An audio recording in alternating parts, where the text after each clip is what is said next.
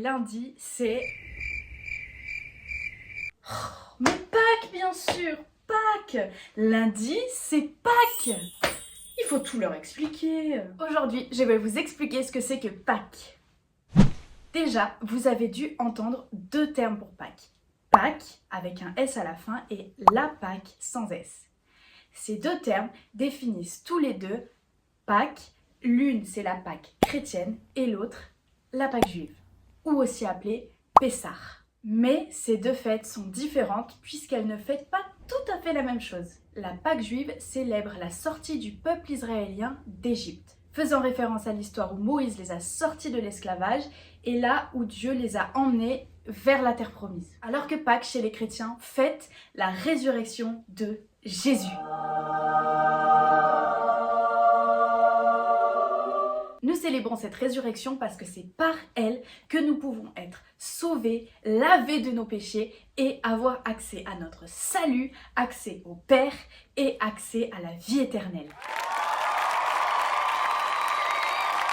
Et puis parce que la résurrection de Jésus est arrivée au même moment que la Pâque juive, le moment donc où les Juifs étaient en train de préparer Pessah, qui se préparait à commémorer leur libération de l'esclavage, Jésus est ressuscité. Et donc ce terme Pâques a été gardé par les chrétiens puisque c'était à la même période. Et puis finalement, c'est aussi une libération de l'esclavage puisque par la croix et par Jésus, nous sommes plus esclaves du péché.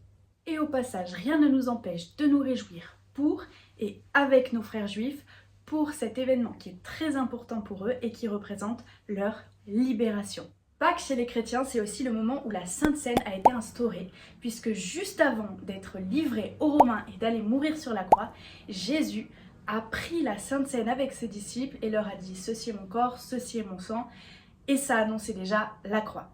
Faites-le en mémoire de moi.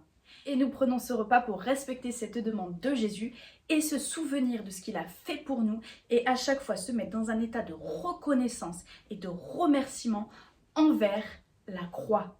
Quand on y pense, c'est quand même fou. Il est mort alors qu'il était sans péché, parfait, personne n'avait rien à lui reprocher.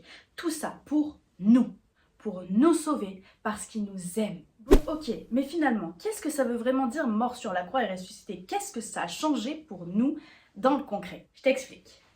Je ne sais pas si vous connaissez l'histoire, mais avant Jésus, pour que les Israélites puissent avoir accès à Dieu le Père et puissent se purifier pour rentrer dans sa présence, ils devaient faire des sacrifices de bêtes. Le tabernacle, l'endroit où se trouvait la présence de Dieu, était divisé en 3 lieux.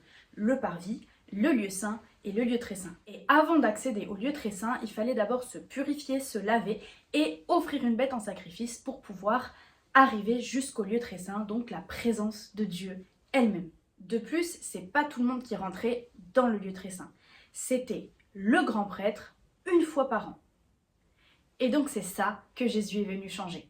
Parce que Dieu est venu se faire homme sur terre et qu'il s'est sacrifié alors qu'il est le parfait des parfaits, celui qui n'a jamais péché et qui ne péchera jamais, et qu'il est mort pour ça, il y a eu l'ultime sacrifice. Nous n'avons plus besoin de bêtes puisque le sacrifice parfait a eu lieu sur cette terre et ainsi a ouvert la voie à ce que toute personne puisse avoir accès au lieu très saint, donc à la présence directe de Dieu le Père, tout le temps.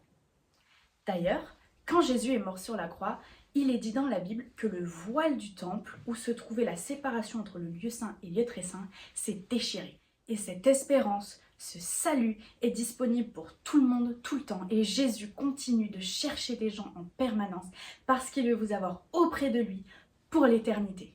Alors voilà, pour les chrétiens, Pâques, c'est ça. C'est une fête qui va nous faire commémorer ce que Jésus a fait pour nous et qui nous a donné accès à notre salut. Donc en fait, c'est la fête la plus joyeuse qui puisse exister puisque nous fêtons notre salut. Et tout le folklore qu'on peut retrouver en France, des lapins, du chocolat et de la chasse aux œufs, n'a finalement rien à voir avec la fête chrétienne. Mais pour ma part, je n'ai aucun problème avec ça, ça fait partie du folklore de ma culture. Je vais donc emmener mon fils faire une chasse aux œufs demain. J'espère qu'il va bien s'amuser et surtout se régaler. Voilà, maintenant que vous êtes des pros de la Pâque, vous savez ce que vous avez à faire. Mais attention quand même, hein. L'excès de sucre n'est pas bon pour la santé. Salut, soyez bénis et joyeuse Pâques.